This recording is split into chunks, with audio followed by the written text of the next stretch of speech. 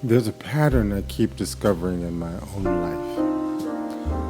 Not a philosophy, not a system, not something I read somewhere and decided to adopt.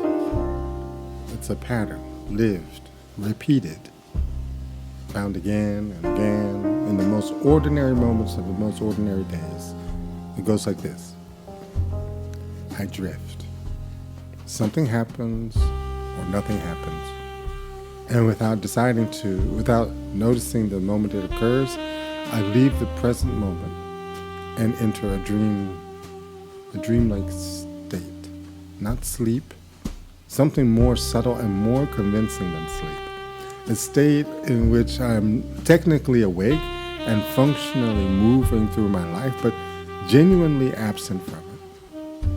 Running on the programs my ego self has been refining for decades.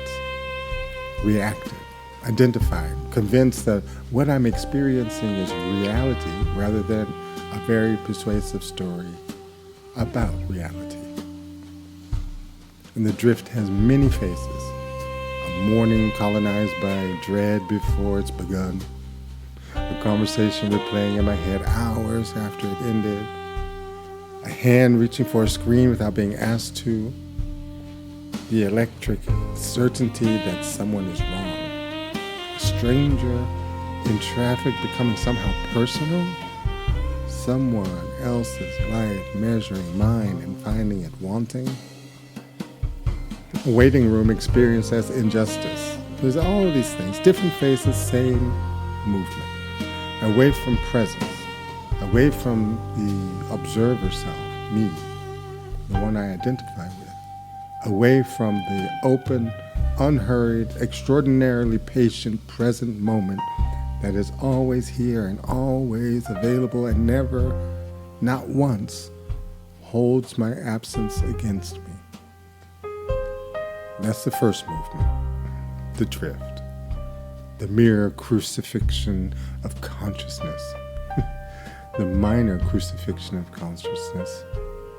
The descent into the dream, the ego self's declaration, quiet, automatic, completely convincing that it is running the show now and the observer self can wait. Then something happens, sometimes dramatic, usually not.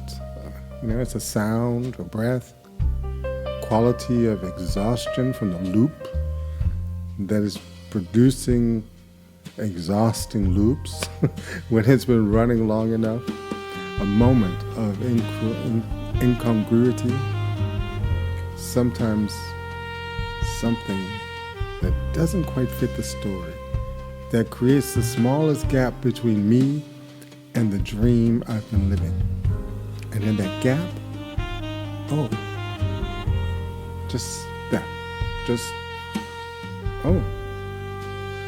and that's my observer self, the observer self stepping forward, recognizing the dream from the outside for the first time since the drift began. Not with judgment, not with the ego self's elaborate self-criticism, now arriving to compound the damage, just the clean, simple, almost tender recognition. I was asleep, and now I'm not.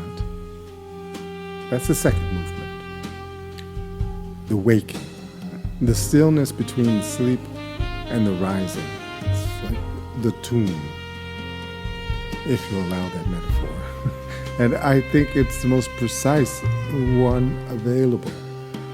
The place of transition between what was and what becomes possible now. The O moment. Brief, quiet, everything. And then the third moment, the return.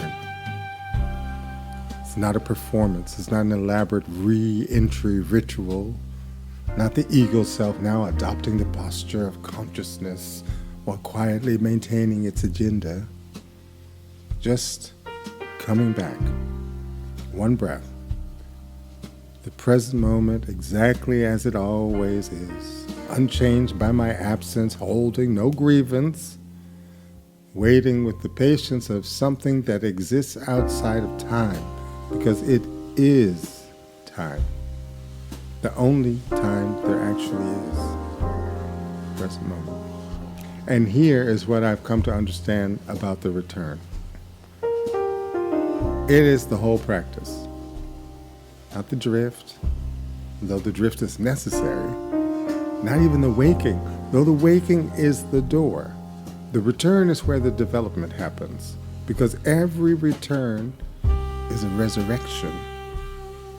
Every O moment followed by a genuine coming back to the body, to the breath, to the present moment, to the observer self's clear and unhurried view of what's actually happening, is a rising, minor, mundane, repeated dozens of times a day by anyone genuinely practicing, but every time rising.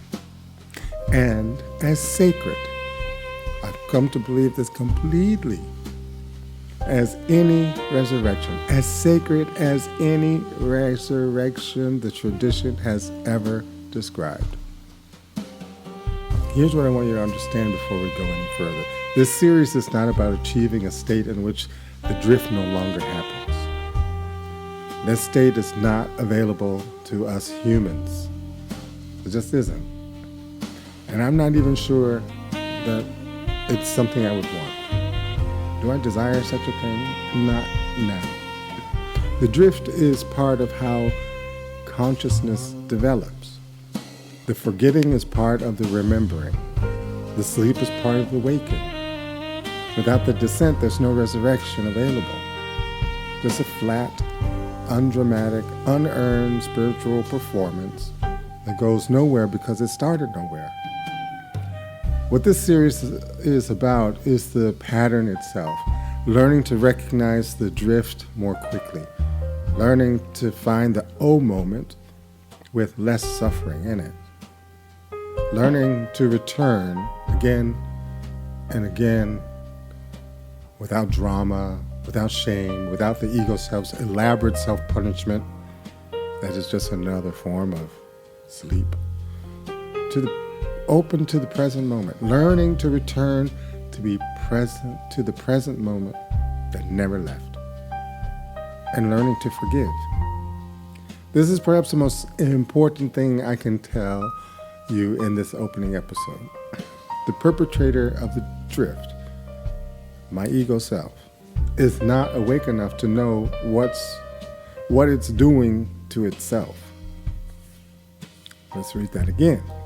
Okay.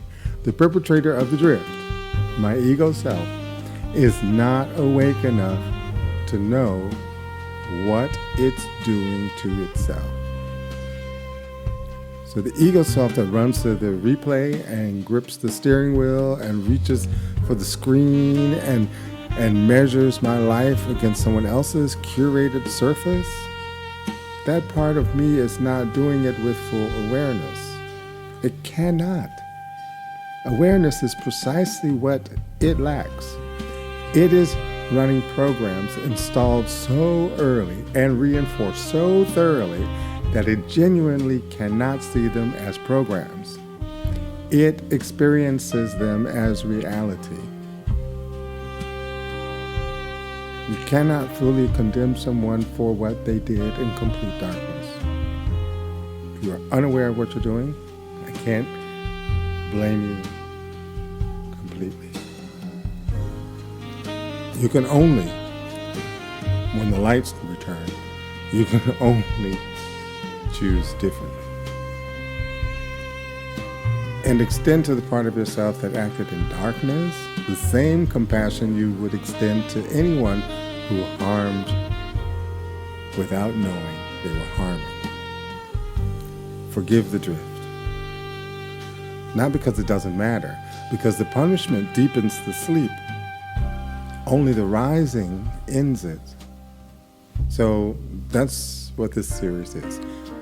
About 20 episodes, 20 ordinary moments in which the drift happened and the O moment arrived and the return became possible. A morning, A replay, a scroll, a traffic jam, comparison, a waiting room, sleepless 3 a.m., a meal I didn't taste, a conversation I gave time to without arriving into. Each one is a minor crucifixion, each one followed by a rising. Not because I'm particularly evolved or especially practiced or further along the path than anyone listening to this, but because I've been paying attention. And because the pattern, once you see it, you can't unsee it. My ego self and my observer self, the drift and the O moment and the return, 3 movements, repeating, deepening every single day. That's the practice. That's the path. That's what we're doing here. Welcome to Waking Again.